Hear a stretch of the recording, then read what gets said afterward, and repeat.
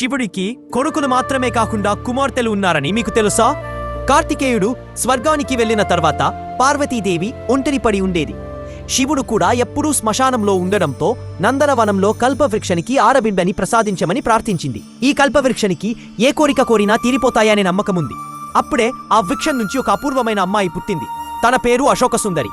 అశోక అంటే దుఃఖం లేకుండా చేయువారు, మరియు తన చాలా అందంగా ఉండడంతో సుందరి అని ఆ పేరు పెట్టారు. రెండవ కుమార్తె శివుని మనస్సులోంచి పుట్టింది. శివుడు తపస్సులో ఉన్నప్పుడు తన మనస్సుతో ఓ శక్తిని సృష్టించాడు. తనే మాలసాదేవి. ఈమె పాముల రక్షణకు ప్రసిద్ధి. ఆమెను బంగాళా మరియు అస్సాం రాష్ట్రాల్లో పాముల దేవతగా పూజిస్తారు. మూడవ కుమార్తె రాక్షసులు భూమిని పీడించడంతో దేవతలు పార్వతీదేవిని ప్రార్థించారు. ఆమె తన శక్తిని అగ్ని రూపంగా అగ్ని నుంచి వెల్లసింది జ్వాలాముఖిదేవి. నార్త్ ఇండియాలో, ముఖ్యంగా హిమాచల్ ప్రదేశ్లో ఆమెకు ప్రసిద్ధమైన దేవాలయముంది. అక్కడ భక్తులు ఆమెను శివుని కుమార్తెగా కొలుస్తారు.